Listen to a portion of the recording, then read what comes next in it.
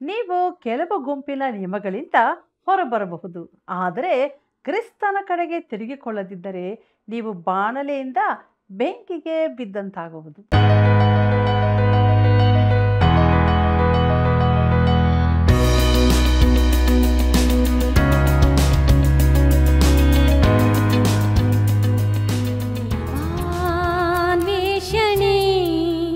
ದೈವಾನ್ವೇಷಣೆ ಪ್ರತಿ ಮಾನವನಿಗೆ ದೇವರೇ ಅವಶ್ಯ. ದೈವಾನ್ವೇಷಣೆ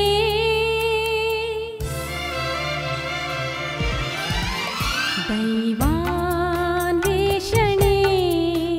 ದೈವಾನ್ವೇಷಣೆ ದೈವಾನ್ವೇಷಣೆ ದೈವಾನ್ವೇಷಣೆ ಪ್ರತಿ ಮಾನವನಿಗೆ ದೇವರೇ ಅವಶ್ಯ. ದೈವಾನ್ವೇಷಣೆ ದೈವಾನ್ವೇಷಣೆ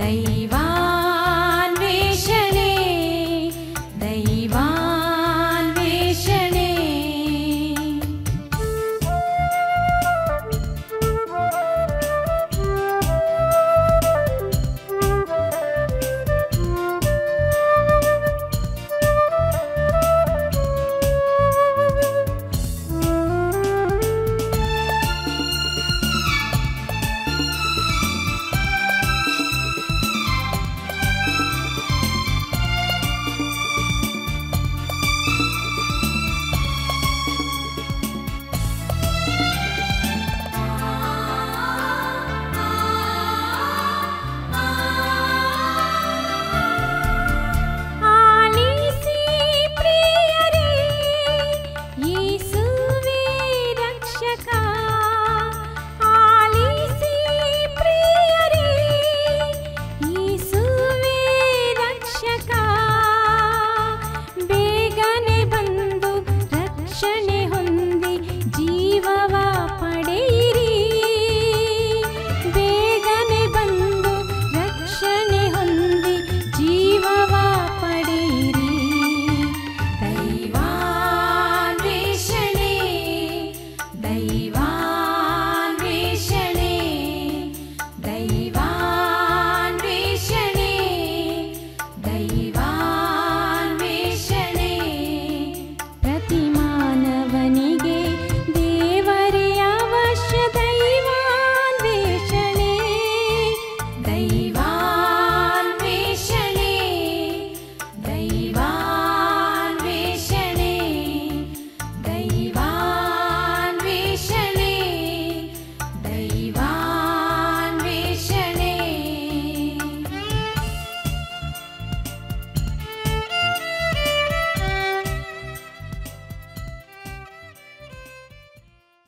ಪ್ರೀತಿಯುಳ್ಳ ದೇವಜನರೇ, ಹೃದಯಪೂರ್ವಕವಾದ ವಂದನೆಗಳು. ರೋಮಾಪುರದವರಿಗೆ ಬರೆದ ಪತ್ರಿಕೆಯ ಅಧ್ಯಯನದಲ್ಲಿ ನಾವು ಮುಂದೆ ಸಾಗುವಾಗ ಒಪ್ಪಿಸು ಎಂಬ ಶಬ್ದದ ಗೂಢಾರ್ಥವೇನು? ಕ್ರಿಸ್ತನು ನಮ್ಮ ಜೀವಿತದಲ್ಲಿ ನಿಜವಾಗಿಯೂ ಯಜಮಾನನಾಗಿದ್ದಾನೋ ಅಥವಾ ಅವನು ಹೊರಗೆ ಇದ್ದಾನೋ? ಸೈತಾನರಿಗೆ ನಮ್ಮ ಜೀವಿತದಲ್ಲಿ ಸ್ಥಾನ ಕೊಟ್ಟಿದ್ದೇವೆಯೋ? ದೇವರ ವಾಕ್ಯದ ಬೆಳಕಿನಲ್ಲಿ ಪರೀಕ್ಷಿಸಿಕೊಳ್ಳೋಣ. ನಮ್ಮ ಅಧ್ಯಯನವನ್ನು ಪ್ರಾರಂಭಿಸೋಣ.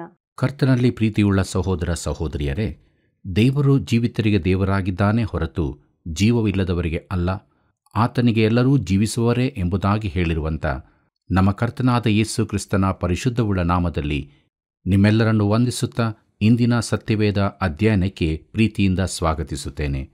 ಪ್ರೀತಿಯುಳ್ಳ ದೇವಜನರೇ, ರೋಮಾಪುರದವರಿಗೆ ಬರೆದ ಪತ್ರಿಕೆಯ ಅಧ್ಯಯನದಲ್ಲಿ ನಾವು ಮುಂದೆ ಸಾಗುವಾಗ ಪ್ರಾಯೋಗಿಕ ಪರಿಶುದ್ಧತೆ ಎಂಬ ವಿಚಾರವನ್ನು ತಿಳಿದುಕೊಳ್ಳೋಣ. ಪರಿಶುದ್ಧತೆಯು ನಮ್ಮ ಸ್ಥಾನಕ್ಕನುಸಾರವಾಗಿದೆ ಎಂದು ನಾವು ತಿಳಿದೆವು. ಅಂದರೆ ನಾವು ಕೆಲವು ವಿಚಾರಗಳನ್ನು ತಿಳುಕೊಳ್ಳಬೇಕಾಗಿದೆ.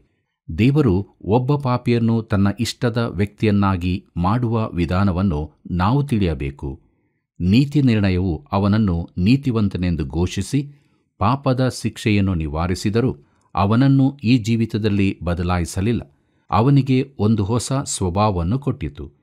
ಈಗ ತಾನು ಕ್ರಿಸ್ತನೊಂದಿಗೆ ಹೂಣಲ್ಪಟ್ಟು ಆತನೊಂದಿಗೆ ಎಬ್ಬಿಸಲ್ಪಟ್ಟಿದ್ದೇನೆಂದು ಅವನು ತಿಳುಕೊಳ್ಳಬೇಕಾಗಿದೆ. ಅವರು ಪರಿಶುದ್ಧಾತ್ಮನ ಬಲದಲ್ಲಿ ಜೀವಿಸಬೇಕೆಂದು ದೇವರು ಆಶಿಸುತ್ತಾನೆ. ವಿಶ್ವಾಸಿಯು ಜೀವಿಸುವ ಕ್ರಿಸ್ತನೊಂದಿಗೆ ಜೋಡಿಸಲ್ಪಟ್ಟಿದ್ದಾನೆ. ಈ ಸತ್ಯವನ್ನು ಅವನು ತಿಳಿದುಕೊಳ್ಳತಕ್ಕದು. ದೇವರು ನಂಬಿಕೆಯ ಮೂಲಕ ನಮ್ಮನ್ನು ರಕ್ಷಿಸಿದನು. ನಾವು ನಂಬಿಕೆಯಿಂದಲೇ ಜೀವಿಸಬೇಕು.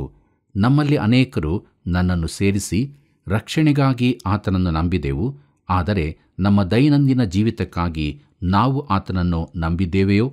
ನಾವು ನಂಬಿಕೆಯಿಂದ ಜೀವಿಸಲೇಬೇಕು. ಪ್ರಿಯರೇ, ಈಗ ನಾವು ಪ್ರಾಯೋಗಿಕ ವಿಚಾರಕ್ಕೆ ಬರುತ್ತಿದ್ದೇವೆ. ನೀನು ದೇವರೊಂದಿಗೆ ಒಳಗಾಗಬೇಕು, ಇಲ್ಲವೇ ದೇವರಿಗೆ ನಿನ್ನನ್ನು ಒಪ್ಪಿಸಬೇಕು. ರೋಮಾಪುರದವರಿಗೆ ಬರೆದ ಪತ್ರಿಕೆ 6ನೇ ಅಧ್ಯಾಯ 13ನೇ ವಚನವನ್ನು ಗಮನಿಸಿರಿ. ಅಲ್ಲಿ ನಾವು ಹೀಗೆ ನೋಡುತ್ತೇವೆ, ಇದು ಮಾತ್ರವಲ್ಲದೆ ನೀವು ನಿಮ್ಮ ಅಂಗಗಳನ್ನು ಪಾಪಕ್ಕೆ ಒಪ್ಪಿಸುವವರಾಗಿದ್ದು ದುಷ್ಟತ್ವವನ್ನು ನಡೆಸುವ ಸಾಧನಗಳಾಗ ಮಾಡಬೇಡಿರಿ, ಆದರೆ ಸತ್ತವರೊಳಗಿಂದ ಜೀವಿತರಾಗಿರಲಾಗಿ ನಿಮ್ಮನ್ನು ದೇವರಿಗೆ ಒಪ್ಪಿಸಿಕೊಟ್ಟು ನಿಮ್ಮ ಅಂಗಗಳನ್ನು ನೀತಿ ಕೃತ್ಯಗಳನ್ನು ನಡೆಸುವ ಸಾಧನಗಳನ್ನಾಗಿ ಆತನಿಗೆ ಸಮರ್ಪಿಸಿರಿ ಎಂಬುದಾಗಿ. ಪ್ರೀತಿಯುಳ್ಳ ದೇವಜನರೇ, ಇಲ್ಲಿನ ಒಪ್ಪಿಸು ಎಂಬ ಶಬ್ದವು ರೋಮಾಪುರದವರಿಗೆ ಬರೆದ ಪತ್ರಿಕೆ 12ನೇ ಅಧ್ಯಾಯ 1ನೇ ವಚನದಲ್ಲಿನ ಅರ್ಪಿಸಿರಿ ಎಂಬ ಅರ್ಥವನ್ನೇ ಕೊಡುವಂಥದ್ದಾಗಿದೆ. ಇದು ಸೇವೆಗಾಗಿ ನಿನ್ನನ್ನು ಒಪ್ಪಿಸಿಕೊಡುವುದಾಗಿದೆ. ದೇವರಿಗೆ ಸಮರ್ಪಿಸಲ್ಪಟ್ಟ ಇಲ್ಲವೇ ಒಪ್ಪಿಸಲ್ಪಟ್ಟ ಜೀವಿತವೆಂದರೆ ಅನೇಕರಿಗೆ ನಿಸ್ಸಾರವಾಗಿ ಕಾಣಬಹುದು. ಒಪ್ಪಿಸಿಕೊಡುವುದು ಹಾಗೂ ಜಯಪ್ರದವಾದ ಜೀವಿತವನ್ನು ನಡೆಸುವುದರ ಕುರಿತಾಗಿ ನಾವು ಮಾತನಾಡುತ್ತೇವೆ. ಇವು ಒಂದಕ್ಕೊಂದು ವಿರೋಧವಾಗಿರುವ ಪದಗಳಾಗಿ ಕಾಣಬಹುದು. ನಮ್ಮಲ್ಲಿ ಅನೇಕರು ತೊಂದರೆಗೊಳಗಾಗುವುದಕ್ಕೆ ಕಾರಣವೇನೆಂದರೆ ನಾವು ನಮ್ಮ ಹಳೇ ಸ್ವಭಾವಕ್ಕೆ ದಾಸರಾಗುವುದರಿಂದಲೇ. ಹೊಸ ಸ್ವಭಾವ ಹೊಂದಿದ ನಾವು ನಮ್ಮ ಸ್ವಂತ ಚಿತ್ತದ ಆಯ್ಕೆಯಿಂದ ದೇವರ ಚಿತ್ತವನ್ನು ಮಾಡುವುದಕ್ಕೆ ನಮ್ಮನ್ನು ಒಪ್ಪಿಸಿಕೊಡಬಹುದು. ಪ್ರೀತಿಯುಳ್ಳ ಸಹೋದರ ಸಹೋದರಿಯರೇ, ಈ ಲೋಕದಲ್ಲಿರುವವರೆಗೆ ನಾವು ಹಳೇ ಸ್ವಭಾವದಿಂದ ತಪ್ಪಿಸಿಕೊಳ್ಳಲಾಗದಿದ್ದರೂ ನಾವು ದೇವರಿಗೆ ಒಳಗಾಗಬೇಕೆಂದು ಹೇಳಿಯದೆ ಪಾಪ ಮಾಡುವುದಕ್ಕೆ ನಮ್ಮನ್ನು ಒಪ್ಪಿಸಿಕೊಟ್ಟಂತೆ ನಾವು ಸತ್ತವರೊಳಗಿಂದ ಜೀವಿತನಾಗಿ ಎದ್ದವರಂತೆ ದೇವರಿಗೆ ನಮ್ಮನ್ನು ಒಪ್ಪಿಸಿಕೊಡಬೇಕು. ನಾವು ಈಗ ಕ್ರಿಸ್ತನಲ್ಲಿ ಜೀವಿಸುತ್ತಿದ್ದೇವೆ, ಹೊಸ ಸ್ವಭಾವ ಹೊಂದಿದ್ದೇವೆ, ತಿರುಗಿ ಹುಟ್ಟಿದವರಾಗಿದ್ದೇವೆ. ಪ್ರಿಯರೇ, ನಿಮ್ಮ ಅಂಗಗಳನ್ನು ನೀತಿಕೃತ್ಯಗಳನ್ನು ನಡೆಸುವ ಸಾಧನಗಳನ್ನಾಗಿ ದೇವರಿಗೆ ಸಮರ್ಪಿಸಿರಿ ಎಂಬುದನ್ನು ನೋಡುವಾಗ ಇದು ನೇರವಾಗಿ ನಮಗೆ ಸಂಬಂಧಿಸಿದ ಹೇಳಿಕೆಯಾಗಿದೆ. ನಮ್ಮ ನಿಜವಾದ ಸಮಸ್ಯೆ ಏನಾಗಿದೆ? ನನ್ನ ಸಮಸ್ಯೆ ಏನೆಂದು ನನಗೆ ತಿಳಿದದೆ. ಅದು ಏನೇ ಆಗಿದ್ದರೂ ಅದನ್ನು ದೇವರಿಗೆ ಒಪ್ಪಿಸಿಕೊಡಬೇಕು. ಅದು ಕೆಟ್ಟ ಕೋಪವೋ? ದೇವರ ಬಳಿಗೆ ಅದನ್ನು ತಂದು ಅದರ ಕುರಿತಾಗಿ ಆತನೊಡನೆ ಮಾತನಾಡು. ಕೆಟ್ಟ ಮಾತುಗಳನ್ನಾಡುವ ನಾಲಿಗೆಯ ಕುರಿತಾಗಿ ಏನು? ಒಮ್ಮೆ ಅನ್ಯ ಭಾಷೆಗಳನ್ನಾಡುವುದರ ಕುರಿತಾಗಿ ನಡೆದ ಕೂಟಕ್ಕೆ ಬಂದಿದ್ದ ಒಬ್ಬಾಕೆ ಸಹೋದರಿಯನ್ನು ನೀನು ಅನ್ಯ ಭಾಷೆಯಲ್ಲಿ ಮಾತನಾಡಬೇಕೆಂದಿದೆಯೋ ಎಂದು ಕೇಳಿದಾಗ ಆಕೆ, ಅಯ್ಯೋ ಬೇಡ, ಈಗ ನನಗಿರುವ ಭಾಷೆಗಳಿಂದ ಬಿಡುಗಡೆಯಾದರೆ ಸಾಕು ಎಂದು ಹೇಳಿದಳು. ಪ್ರಿಯರೇ, ನಿನ್ನ ನಾಲಿಗೆ ನಿನ್ನ ಸಮಸ್ಯೆಯಾಗಿರುವುದಾದರೆ ಅದನ್ನು ದೇವರಿಗೆ ಒಪ್ಪಿಸಿಬಿಡು. ಇದು ಕಷ್ಟಕರವಾದದೆಂದು ಹೇಳಬೇಡ. ಪವಿತ್ರಾತ್ಮನ ಶಕ್ತಿಯಿಂದ ನೀನು ಇದನ್ನು ಮಾಡಲು ಶಕ್ತನಾಗುತ್ತಿ. ರೋಮಾಪುರದವರಿಗೆ ಬರೆದ ಪತ್ರಿಕೆ 6ನೇ ಅಧ್ಯಾಯ 14ನೇ ವಚನ ಹೀಗೆ ಹೇಳುತ್ತದೆ, ಯಾಕಂದರೆ ಪಾಪವು ನಿಮ್ಮ ಮೇಲೆ ಅಧಿಕಾರ ನಡೆಸದು. ನೀವು ಧರ್ಮಶಾಸ್ತ್ರಕ್ಕೆ ಅಧೀನರಲ್ಲ, ಕೃಪೆಗೆ ಅಧೀನರಾಗಿದ್ದೀರಷ್ಟೇ ಎಂಬುದಾಗಿ. ಪ್ರೀತಿಯುಳ್ಳ ದೇವಜನರೇ, ಹಳೆ ಸ್ವಭಾವವನ್ನು ನಿಯಂತ್ರಿಸಲಿಕ್ಕಾಗಿ ಧರ್ಮಶಾಸ್ತ್ರವು ಕೊಡಲ್ಪಟ್ಟಿತು. ಒಬ್ಬ ವಿಶ್ವಾಸಿಯಾಗಿ ನೀನು ಹಳೆ ಸ್ವಭಾವಕ್ಕನುಸಾರವಾಗಿ ಜೀವಿಸಬಾರದು. ನಿನಗೆ ಹೊಸ ಸ್ವಭಾವ ದೊರಕಿದೆ. ನೀನು ನಿನ್ನನ್ನು ದೇವರಿಗೆ ಒಪ್ಪಿಸಿಕೊಡಬೇಕಾಗಿದೆ. ಆತನಿಗೆ ನಮ್ಮನ್ನು ಒಳಪಡಿಸುವುದು ಎಂಥ ಭಾಗ್ಯಕರ ಜೀವಿತವಾಗಿದೆ ಅಲ್ಲವೇ ಪ್ರಿಯರೇ? ಮುಂದಕ್ಕೆ ನಾವು ನೋಡೋಣ. ರೋಮಾಪುರದವರಿಗೆ ಬರೆದ ಪತ್ರಿಕೆ 6ನೇ ಅಧ್ಯಾಯ 15ನೇ ವಚನವನ್ನು. ಅಲ್ಲಿ ಹೀಗೆ ಬರೆದದೆ, ಹಾಗಾದರೇನು? ನಾವು ಧರ್ಮಶಾಸ್ತ್ರಾಧೀನರಲ್ಲ, ಕೃಪಾಧೀನರಾಗಿದ್ದೇವೆಂದು ಪಾಪವನ್ನು ಮಾಡಬಹುದೋ? ಎಂದಿಗೂ ಮಾಡಬಾರದು ಎಂಬುದಾಗಿ. ಕರ್ತನಲ್ಲಿ ಪ್ರಿಯರೇ, ಇದನ್ನು ಸುಲಭ ಮಾತಲ್ಲಿ ಹೇಳಿದರೆ ನಮಗೆ ಸಹಾಯವಾದೀತು. ಹಾಗಾದರೇನು? ನಾವು ಧರ್ಮಶಾಸ್ತ್ರಕ್ಕೆ ಒಳಪಡದೆ ಕೃಪೆಗೆ ಅಧೀನರಾಗಿರುವುದರಿಂದ ಪಾಪ ಮಾಡಬಹುದೋ? ಅಂಥ ಯೋಚನೆಯನ್ನು ದೂರ ಮಾಡಿರಿ. ಈ ಪ್ರಶ್ನೆಯನ್ನು 1ನೇ ವಚನಕ್ಕಿಂತ ಭಿನ್ನವಾಗಿ ಕೇಳಲಾಗಿದೆ. ದೇವರ ಪರಿಶುದ್ಧಪಡಿಸುವ ಕಾರ್ಯವು ನೀತಿ ನಿರ್ಣಯದ ಆಧಾರದಲ್ಲೇ ನಡೆಯುತ್ತದೆಂದು ಪೌಲನು ಹಿಂದಿನ 14 ವಚನಗಳಲ್ಲಿ ತಿಳಿಸಿದ್ದಾನೆ. ಅದು ನಂಬಿಕೆಯ ಮೂಲಕವೇ. ಕರ್ತನಲ್ಲಿ ಪ್ರಿಯರೇ, ಅದು ದೇವರು ತಾನೇ ಮಾಡುವ ಕಾರ್ಯ. ನಾನು ನೀನು ಏನು ಮಾಡಲಾರೆವು, ನಮ್ಮಷ್ಟಕ್ಕೆ ನಾವು ಕ್ರೈಸ್ತ ಜೀವಿತವನ್ನು ಜೀವಿಸಲಾರೆವು ಎಂದು ತಿಳಿಯುವುದು ಒಂದು ದೊಡ್ಡ ಪಾಠವಾಗಿದೆ. ಆಗ ದೇವರು ಅದನ್ನು ನಮ್ಮ ಮೂಲಕ ಜೀವಿಸುವುದಕ್ಕೆ ನಾವು ಬಿಟ್ಟುಕೊಡುತ್ತೇವೆ. ಪ್ರಿಯರೇ, ಈ ಉನ್ನತವಾದ ಪರಿಶುದ್ಧತೆಯನ್ನು ಸಾಧಿಸಲು ಕೃಪೆಗೆ ಬೇರೇನಾದರೂ ಸೇರಿಸಬೇಕಾಗಿದೆಯೋ ಎಂಬುದೇ ಪೌಲನ ಪ್ರಶ್ನೆಯಾಗಿದೆ. ಅಂದರೆ ಸ್ವಾಭಾವಿಕ ಮನುಷ್ಯನು ನೆನೆಸುವುದೇನೆಂದರೆ ಅದಕ್ಕೆ ಏನಾದರೂ ನಿಯಮ ಸೂತ್ರಗಳಿರಬೇಕು ಎಂದು. ಸಭಾಚರಿತ್ರೆಯಲ್ಲಿ ಕ್ರೈಸ್ತ ಜೀವಿತ ನಡೆಸಲು ಬೇರೆ ಬೇರೆ ಸೂತ್ರಗಳು ಹುಟ್ಟಿಕೊಂಡವು. ಪ್ರಿಯರೇ, ಕ್ರೈಸ್ತ ಜೀವಿತವೆಂದರೆ ಕೆಲವು ನಿಯಮ ಸೂತ್ರಗಳನ್ನು ಅನುಸರಿಸುವುದಲ್ಲ. ಸೂತ್ರಗಳನ್ನು ಪಾಲಿಸಿಯೂ ಕ್ರೈಸ್ತ ಜೀವಿತದಲ್ಲಿಲ್ಲದೆ ಹೋಗಬಹುದು. ನೀವು ಕೇಳಬಹುದು, ಹಾಗಾದರೆ ಕ್ರೈಸ್ತ ಜೀವಿತವೆಂದರೆ ಏನು ಎಂಬುದಾಗಿ. ಪ್ರಿಯರೇ, ಕ್ರೈಸ್ತ ಜೀವಿತವೆಂದರೆ ಕ್ರಿಸ್ತನಿಗೆ ವಿಧೇಯನಾಗಿರುವುದೇ ಆಗಿದೆ. ಅಂದರೆ ಕ್ರಿಸ್ತನೊಂದಿಗೆ ಸಂಪರ್ಕದಲ್ಲಿರುವುದು. ಪ್ರಿಯ ಸ್ನೇಹಿತನೇ, ನೀನು ಆತನನ್ನು ಪ್ರೀತಿಸುತ್ತೀಯೋ? ಅದು ಮುಖ್ಯ ಸಂಗತಿಯಾಗಿದೆ. ಆತನು ಹೇಳುತ್ತಾನೆ, ನೀವು ನನ್ನನ್ನು ಪ್ರೀತಿಸುವುದಾದರೆ ನನ್ನ ಆಜ್ಞೆಗಳನ್ನು ಕೈಕೊಂಡು ನಡೆಯಿರಿ ಎಂಬುದಾಗಿ. ಯೋಹಾನ ಬರೆದ ಸುವಾರ್ತೆ 14ನೇ ಅಧ್ಯಾಯ 15ನೇ ವಚನದಲ್ಲಿ ನಾವು ಇದನ್ನು ಓದುತ್ತೇವೆ. ಪ್ರಿಯರೇ, ಕ್ರಿಸ್ತನೊಂದಿಗೆ ನಮ್ಮನ್ನು ಒಂದಾಗಿ ಮಾಡಿಕೊಳ್ಳುವ ಸ್ಥಾನ ಸಂಬಂಧ ಪರಿಶುದ್ಧತೆಯಾಗಿದೆ. ಇದು ಅಮೂಲ್ಯವಾದದ್ದು.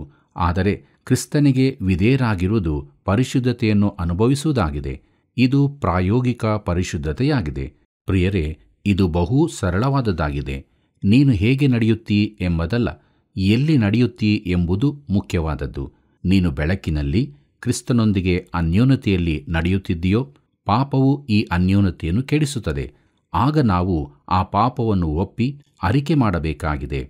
ನಾವು ನಮ್ಮ ಜೀವಿತದಲ್ಲಿ ಸಾಗುವಾಗ ನಮ್ಮಲ್ಲಿರುವ ಪಾಪಗಳನ್ನು ಅರಿಕೆ ಮಾಡದಿದ್ದರೆ ಆತನೊಂದಿಗೆ ನಮಗೆ ಅನ್ಯೋನ್ಯತೆ ಇರುವುದಿಲ್ಲ. ನಮ್ಮ ಪಾಲಿನ ಕೆಲಸ ಅರಿಕೆ ಮಾಡುವುದು, ಆತನ ಪಾಲಿನ ಕೆಲಸ ನಮ್ಮನ್ನು ಶುದ್ಧೀಕರಿಸುವುದು. ಯೋಹಾನ ಬರೆದಂಥ ಮೊದಲನೇ ಪತ್ರಿಕೆ 1ನೇ ಅಧ್ಯಾಯ 9ನೇ ವಚನವನ್ನು ದಯವಿಟ್ಟು ಓದಿಕೊಳ್ಳಬೇಕಾಗಿ ಕೇಳಿಕೊಳ್ಳುತ್ತೇನೆ. ಪ್ರಿಯರೇ, ನನಗೂ ನಿನಗೂ ಅತೀ ಪ್ರಾಮುಖ್ಯವಾದ ಅಗತ್ಯತೆ ಎಂದರೆ ಕರ್ತನಾದ ಯೇಸು ಕ್ರಿಸ್ತನೊಂದಿಗೆ ಅನ್ಯೋನ್ಯತೆಯಲ್ಲಿದ್ದುಕೊಂಡು ಆತನಿಗೆ ವಿಧೇಯರಾಗಿರುವುದೇ ಆಗಿದೆ. ಆಗ ನಾವು ಕ್ರೈಸ್ತ ಜೀವಿತವನ್ನು ಜೀವಿಸುತ್ತೇವೆ. ಪ್ರಿಯರೇ, ಒಳ್ಳೆಯ ಕ್ರೈಸ್ತರ ಹೃದಯದಲ್ಲಿ ಕೂಡ ಒಂದು ಕೆಟ್ಟ ಯೋಚನೆ ಹುಟ್ಟಿಕೊಳ್ಳುತ್ತದೆ. ಅದೇನೆಂದರೆ, ನಾವು ಪಾಪ ಮಾಡೋಣ, ಕೃಪೆಯು ಹೆಚ್ಚಾಗಲಿ ಎಂದಲ್ಲ, ಕೃಪೆಯು ಹೆಚ್ಚಾಗಿ ಇರುವುದರಿಂದಲೇ ಎಂಬುದು. ಪೌಲನು ಗಲಾತ್ಯದವರಿಗೆ ಬರೆದ ಪತ್ರಿಕೆಯಲ್ಲಿ ನಾವು 3 ವಿಧದಲ್ಲಿ ಜೀವಿಸಬಹುದೆಂದು ಹೇಳುತ್ತಾನೆ. ಅದರಲ್ಲಿ ಮೊದಲನೆಯದು ಧರ್ಮಶಾಸ್ತ್ರವನ್ನನುಸರಿಸಿ, ಎರಡನೆಯದು ಇಷ್ಟ ಬಂದ ಹಾಗೆ, ಮತ್ತು ಮೂರನೆಯದು ಸ್ವತಂತ್ರನಾಗಿ.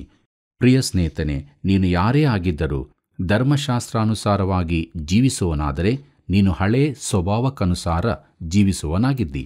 ಪೌಲನು ತಿಳಿಸುವ ಎರಡನೇ ಅತಿಯಾದ ಜೀವಿತ ವಿಧಾನವು ಮನ ಬಂದಂತೆ ಜೀವಿಸುವುದು. ನೀನು ದೇವರ ಮಗುವಾಗಿರುವುದಾದರೆ ನಿನಗೆ ಇಷ್ಟ ಬಂದಂತೆ ಜೀವಿಸಲು ಸಾಧ್ಯವಿಲ್ಲ. ಕ್ರಿಸ್ತನಿಗೆ ಮೆಚ್ಚುಗೆಯಾಗುವಂತೆ ಜೀವಿಸತಕ್ಕದ್ದು. ನೀನು ಯೇಸು ಕ್ರಿಸ್ತನಿಗೆ ವಿಧೇಯನಾಗಿದ್ದು ಆತನಿಗೆ ನಿನ್ನನ್ನು ಒಪ್ಪಿಸಿಕೊಡಬೇಕು. ಇದು ನಿಜವಾಗಿಯೂ ಪ್ರಾಯೋಗಿಕವಾದದ್ದಾಗಿದೆ.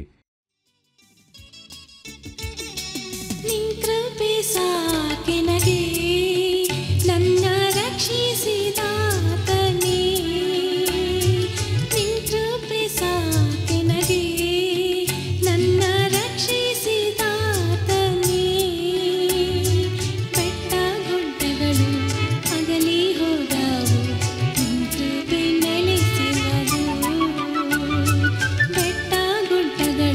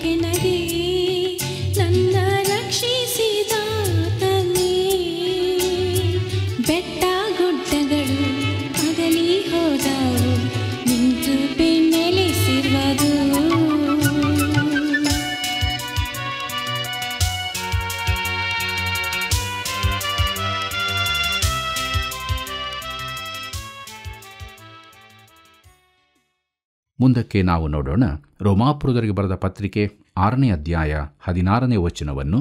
ಅಲ್ಲಿ ನಾವು ಹೀಗೆ ನೋಡುತ್ತೇವೆ, ನೀವು ಯಾವನಿಗೆ ದಾಸರಂತೆ ವಿಧೇಯರಾಗುತ್ತೇವೆಂದು ನಿಮ್ಮನ್ನು ಒಪ್ಪಿಸಿಕೊಡುತ್ತೀರೋ ಆ ಯಜಮಾನನಿಗೆ ದಾಸರಾಗಿಯೇ ಇರುವಿರೆಂಬುದು ನಿಮಗೆ ಗೊತ್ತಿಲ್ಲವೋ? ಪಾಪಕ್ಕೆ ದಾಸರಾದರೆ ಮರಣವೇ ಫಲ, ನಂಬಿಕೆಯೆಂಬ ವಿಧೇಯತ್ವಕ್ಕೆ ದಾಸರಾದರೆ ನೀತಿಯೇ ಫಲ ಎಂಬುದಾಗಿ. ಪ್ರೀತಿಯುಳ್ಳ ಸಹೋದರ ಸಹೋದರಿಯರೇ, ನಿಮಗೆ ಗೊತ್ತಿಲ್ಲವೋ ಎಂಬುದಾಗಿ ನೋಡುವಾಗ ಪೌಲನು ಈ ಮಾತನ್ನು ಉಪಯೋಗಿಸುವಾಗ ನಾವು ಅದನ್ನು ತಿಳಿದಿಲ್ಲವೆಂಬುದು, ತಿಳಿದುಕೊಳ್ಳುವ ಅಗತ್ಯವಿದೆ ಎಂಬುದು ಸ್ಪಷ್ಟವಾಗುತ್ತದೆ. ಜೀವಿಸುವ ಪ್ರತಿಯೊಬ್ಬನೂ ಯಾವನಿಗಾದರೂ ಇಲ್ಲವೇ ಯಾವುದಕ್ಕಾದರೂ ದಾಸನಾಗಿ ಇರುತ್ತಾನೆ. ಒಬ್ಬ ವಿವರಣೆಗಾರನು ಹೇಳಿದ್ದರು, ನಾವೆಲ್ಲರೂ ಯಾರಿಗಾದರೂ ಇಲ್ಲವೇ ಯಾವುದಕ್ಕಾದರೂ ವಿಧೇಯರಾಗಿ ಇರುತ್ತೇವೆ ಎಂದು. ಪ್ರಿಯರೇ, ಇದು ಸತ್ಯವಾದದ್ದು. ಒಬ್ಬನು ಸೈತಾನನಿಗೆ ವಿಧೇಯನಾಗಿರಲು ಸಾಧ್ಯವಿದೆ. ನಮ್ಮ ಸ್ವಭಾವಕ್ಕನುಸಾರವಾಗಿ ನಾವು ಯಾರಿಗಾದರೂ ಅಥವಾ ಯಾವುದಕ್ಕಾದರೂ ಸೇವಕರಾಗಿರುತ್ತೇವೆ. ನಮ್ಮ ಯಜಮಾನನಿಗೆ ನಾವು ವಿಧೇಯರಾಗುತ್ತೇವೆಂದು ಇಲ್ಲಿ ಪೌಲನು ಹೇಳುತ್ತಿದ್ದಾನೆ. ನೀನು ಪಾಪಕ್ಕೆ ವಿಧೇಯನಾಗಿರುವುದಾದರೆ ಪಾಪವು ನಿನ್ನ ಯಜಮಾನನಾಗಿದೆ. ಪಾಪದಲ್ಲಿ ಜೀವಿಸುತ್ತಿದ್ದು ಕ್ರಿಸ್ತನು ನಿನ್ನ ಯಜಮಾನನೆಂದು ಹೇಳಬೇಡ. ಆತನು ನಿನ್ನ ಯಜಮಾನನಾಗಿಲ್ಲ. ಆತನು ನಿನ್ನನ್ನು ಬಿಡುಗಡೆಗೆ ನಡೆಸುವಾತನು. ಯಾತಕ್ಕಾಗಿ ಬಿಡುಗಡೆ? ಆತನಿಗಾಗಿ ಜೀವಿಸಲು ಮತ್ತು ಆತನಿಗೆ ವಿಧೇಯನಾಗಿರಲು. ಕರ್ತನಾದ ಯೇಸು ತಿರುಗಿ ಹೇಳಿದ್ದಾನೆ, ಯೋಹಾನ ಬರೆದ ಸುವಾರ್ತೆ 8ನೇ ಅಧ್ಯಾಯ 34ನೇ ವಚನದಲ್ಲಿ, ನಿಮಗೆ ನಿಜ ನಿಜವಾಗಿ ಹೇಳುತ್ತೇನೆ, ಪಾಪ ಮಾಡುವವರೆಲ್ಲರೂ ಪಾಪಕ್ಕೆ ದಾಸರಾಗಿದ್ದಾರೆ ಎಂಬುದಾಗಿ. ಪ್ರೀತಿಯುಳ್ಳ ದೇವಜನರೇ, ಈಗ ಒಂದು ವೈಯಕ್ತಿಕ ಪ್ರಶ್ನೆ ಎದುರಾಗುತ್ತದೆ. ಕ್ರಿಸ್ತನು ನಿಜವಾಗಿಯೂ ನಮ್ಮ ಯಜಮಾನನಾಗಿದ್ದಾನೋ ಎಂಬುದಾಗಿ.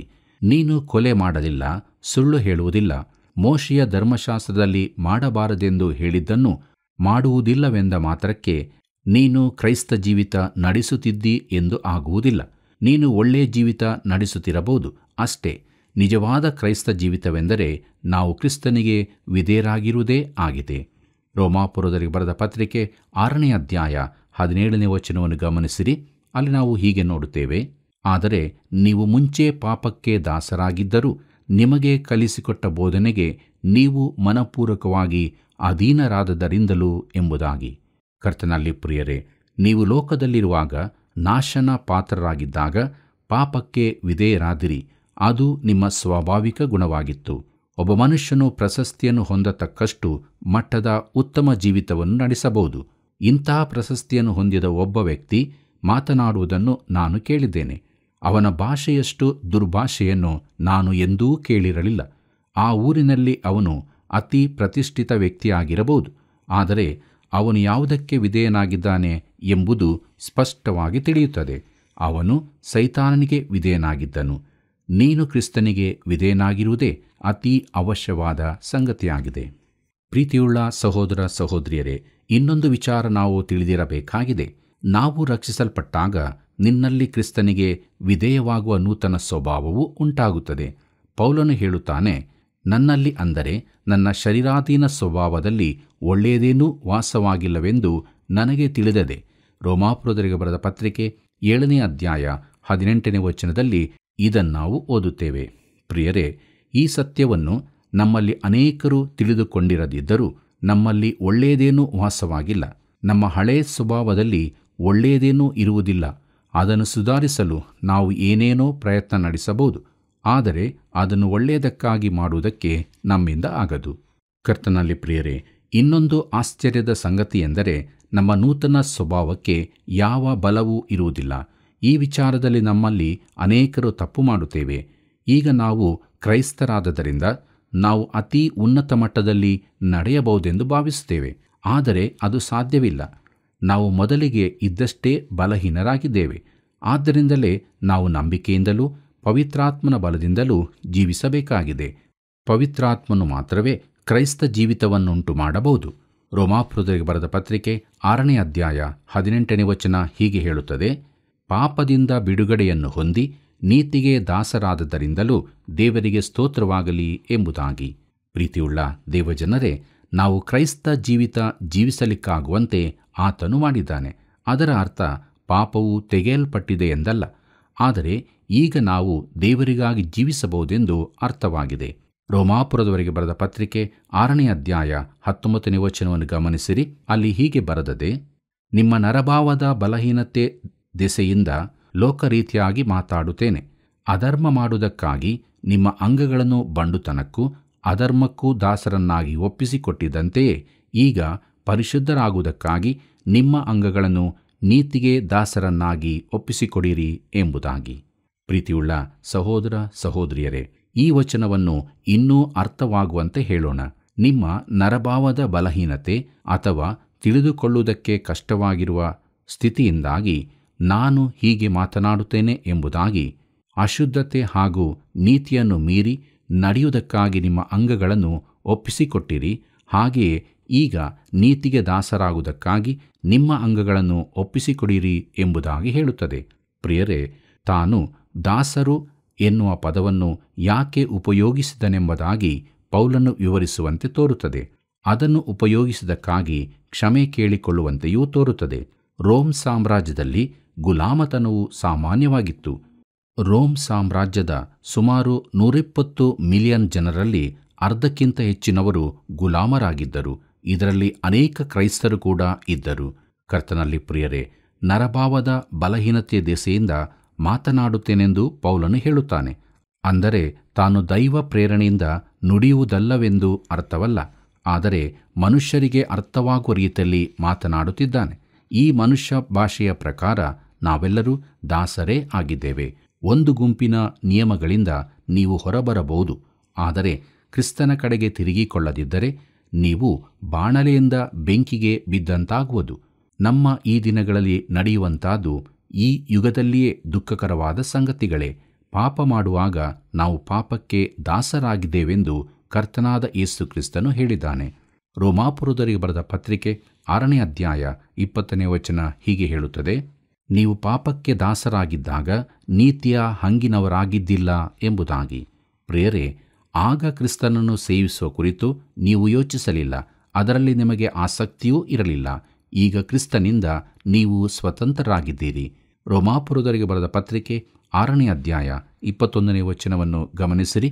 ಅಲ್ಲಿ ನಾವು ಹೀಗೆ ನೋಡುತ್ತೇವೆ, ಆದರೆ ನೀವು ಆಗ ಮಾಡಿದ ಕೃತ್ಯಗಳಿಂದ ನಿಮಗುಂಟಾದ ಫಲವೇನು?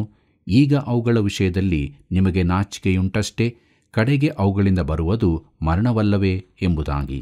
ಪ್ರೀತಿಯುಳ್ಳ ದೇವಜನರೇ, ನೀವು ಕ್ರಿಸ್ತನಿಂದ ಸ್ವತಂತ್ರರಾಗಿದ್ದದ್ದು ಮಾತ್ರವೇ ಅಲ್ಲದೆ ಫಲವಿಲ್ಲದವರಾಗಿದ್ದೀರಿ. ನಿಮಗೆ ಇಷ್ಟವಿದ್ದಂತೆ ಜೀವಿಸಿದಿರಿ. ಅದರಿಂದಾದ ಫಲವು ನಾಚಿಕೆಯಷ್ಟೇ, ಅದು ನಿಜವಾದ ಸ್ವಾತಂತ್ರ್ಯವಲ್ಲ, ಅದು ಸ್ವೇಚ್ಛೆಯಾಗಿತ್ತು. ಈ ಹಳೆಯ ಜೀವಿತಕ್ಕೆ ಪುನಃ ಹೋಗುವುದಕ್ಕೆ ನಿಮಗೆ ಮನಸ್ಸಿದೆಯೋ? ದೇವರ ಮಗುವಿಗೂ ಸೈತಾನನ ಮಗುವಿಗೂ ಇರುವ ವ್ಯತ್ಯಾಸವೆಂದರೆ, ಸೈತಾನನ ಮಗನು ಅವನಿಗೆ ಇಷ್ಟವಾಗುವ ಕಾರ್ಯಗಳನ್ನು ಮಾಡುವುದರಲ್ಲಿ ಸಂತೋಷಪಡುತ್ತಾನೆ, ಆದರೆ ದೇವರ ಮಗುವಿಗೆ ಈ ಕಾರ್ಯಗಳು ಹೃದಯಕ್ಕೆ ನೋವನ್ನುಂಟು ಮಾಡುವಂಥವುಗಳು ಆಗಿವೆ. ನಮ್ಮನ್ನು ನಾವು ಪರೀಕ್ಷೆ ಮಾಡಿಕೊಳ್ಳೋಣವೇ? ನಾವು ದೇವರ ಮಕ್ಕಳಾಗಿ ಜೀವಿಸುತ್ತಾ ಇದ್ದೇವೆಯೋ? ಕರ್ತನಲ್ಲಿ ಪ್ರಿಯರೇ, ರೋಮಾಪುರದವರಿಗೆ ಬರೆದ ಪತ್ರಿಕೆ 6ನೇ ಅಧ್ಯಾಯ 22ನೇ ವಚನವನ್ನು ಗಮನಿಸಿರಿ. ಅಲ್ಲಿ ಹೀಗೆ ಬರೆದದೆ, ಈಗಲಾದರೂ ನೀವು ಪಾಪದಿಂದ ಬಿಡುಗಡೆಯನ್ನು ಹೊಂದಿ ದೇವರಿಗೆ ದಾಸರಾದದರಿಂದ ಪರಿಶುದ್ಧರಾಗುವುದೇ ನಿಮಗೆ ಫಲ, ಕಡೆಗೆ ದೊರೆಯುವಂಥದ್ದು ನಿತ್ಯ ಜೀವ ಎಂಬುದಾಗಿ. ಕರ್ತನಲ್ಲಿ ಪ್ರಿಯರೇ, ದೇವರ ದಾಸರಾಗುವವರಿಗೆ ದೊರಕುವ ಆನಂದಮಯ ಭಾಗ್ಯದ ಕುರಿತಾಗಿ ಪೌಲನು ತಿಳಿಸುತ್ತಿದ್ದಾನೆ. ಮರಣಕ್ಕೆ ನಡೆಸುವ ಪಾಪದಿಂದ ಅವರಿಗೆ ಬಿಡುಗಡೆಯಾಗುತ್ತದೆ ಮತ್ತು ಈಗ ನಿತ್ಯತ್ವಕ್ಕೆ ಉಳಿಯುವ ಫಲಗಳನ್ನು ಬಿಡಬಹುದು. ನಿತ್ಯ ಜೀವವು ಮರಣಕ್ಕೆ ವಿರುದ್ಧವಾದದ್ದಾಗಿದೆ. ಆದಿ ಸೌಹಾರ್ದಿಕರ ಜೀವಿತದಲ್ಲಿ ನಾವು ಇದನ್ನು ಕಾಣಬಹುದಾಗಿದೆ. ಪ್ರೀತಿಯುಳ್ಳ ದೇವಜನರೇ, ಕೊನೆಯದಾಗಿ ರೋಮಾಪುರದವರಿಗೆ ಬರೆದ ಪತ್ರಿಕೆ 6ನೇ ಅಧ್ಯಾಯ 23ನೇ ವಚನವನ್ನು ಗಮನಿಸೋಣ.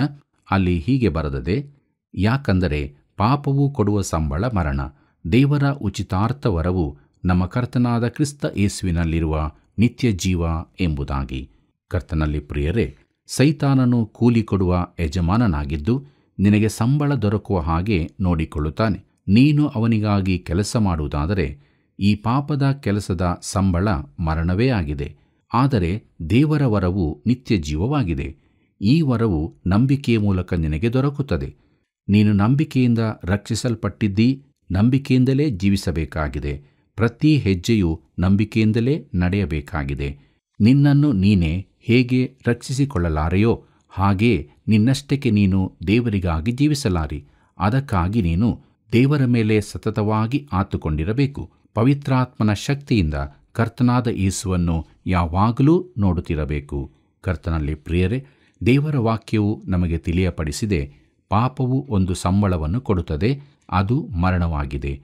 ಆದರೆ ದೇವರು ಉಚಿತಾರ್ಥವಾದ ವರವಾಗಿ ಯೇಸು ಕ್ರಿಸ್ತನ ಮೂಲಕ ನಿತ್ಯ ಜೀವವನ್ನು ಕೊಟ್ಟಿದ್ದಾನೆ. ಎಂಥ ಅದ್ಭುತವಾದ ಆಶೀರ್ವಾದವಲ್ಲವೇ ಪ್ರಿಯರೇ? ಆದುದರಿಂದ ನಿತ್ಯವೂ ನಮ್ಮ ಜೀವಿತದಲ್ಲಿ ನಿತ್ಯ ಜೀವದ ನಿರೀಕ್ಷೆಯಲ್ಲಿ ಜೀವಿಸುತ್ತಾ ದೇವರ ಕೃಪೆಯನ್ನು ಆಶ್ರಯಿಸಿಕೊಳ್ಳೋಣ.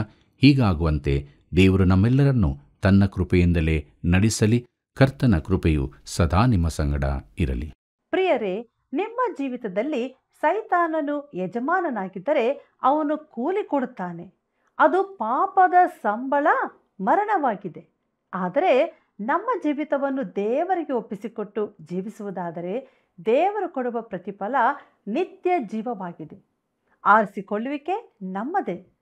ದೇವರ ಹೃದಯವನ್ನು ಆಶೆಯನ್ನು ನಾವು ಈಡೇರಿಸಲು ಯೇಸು ಕ್ರಿಸ್ತನನ್ನು ಸ್ವಂತ ರಕ್ಷಕನಾಗಿ ಸ್ವೀಕರಿಸಿ ನಿತ್ಯ ಜೀವದ ನಿರೀಕ್ಷೆಯಲ್ಲಿ ಮುನ್ನಡೆಯೋಣ. ಬನ್ನಿ, ನಾವು ಕಣ್ಣುಗಳನ್ನು ಮುಚ್ಚಿ ಪ್ರಾರ್ಥನೆಯನ್ನು ಮಾಡಿಕೊಳ್ಳೋಣ. ಸ್ತುತಿ ಸ್ತೋತ್ರಗಳ ಮಧ್ಯದಲ್ಲಿ ವಾಸ ಮಾಡುವಂಥ ನಮ್ಮ ಸ್ವರ್ಗೀಯ ತಂದೆಯಾದ ದೇವರೇ, ಈ ಒಂದು ಸಮಯಕ್ಕಾಗಿ ನಾವು ನನಗೆ ಸ್ತೋತ್ರ ಮಾಡುತ್ತೇವೆ. ಪ್ರಿಯ ವೀಕ್ಷಕ ಬಾಂಧವರನ್ನು ಆಶೀರ್ವದಿಸು. ಕುಟುಂಬವಾಗಿಯೂ ವ್ಯಕ್ತಿಗತವಾಗಿಯೂ ಆಶೀರ್ವದಿಸು.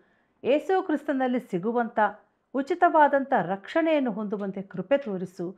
ಅವರ ಆತ್ಮೀಯ ಕಣ್ಣುಗಳು ತೆರೆ ಕರ್ತನೆ. ಈ ಕೃಪೆಯ ದಿನಗಳನ್ನು ಅಲಕ್ಷ್ಯ ಮಾಡದೆ ಯೇಸು ಸ್ವಾಮಿಯನ್ನು ತಮ್ಮ ಜೀವಿತದಲ್ಲಿ ಸ್ವೀಕರಿಸಿಕೊಂಡು ದೇವರ ಮಕ್ಕಳಾಗುವಂತೆ ಜೀವವನ್ನು ಹೊಂದಿ ಮುಂದೆ ನಡೆಯುವಂತೆ ಕೃಪೆ ತೋರಿಸಬೇಕೆಂದು ಯೇಸು ಸ್ವಾಮಿಯ ದಿವ್ಯ ನಾಮದಲ್ಲಿ ಬೇಡಿದ್ದೇವೆ ತಂದೆಯೇ, ಆಮೇನ್. ಪ್ರಿಯರೇ, ನೀವು ಹೊಂದಿದ ಆಶೀರ್ವಾದವನ್ನು ಇತರರು ಹೊಂದಿಕೊಳ್ಳಲು ಈ ಕಾರ್ಯಕ್ರಮದ ಬಗ್ಗೆ ಎಲ್ಲರಿಗೂ ತಿಳಿಸಿರಿ. ಕರೆ ಮಾಡಿರಿ. ಮತ್ತೆ ಭೇಟಿಯಾಗೋಣವೇ. ವಂದನೆಗಳು.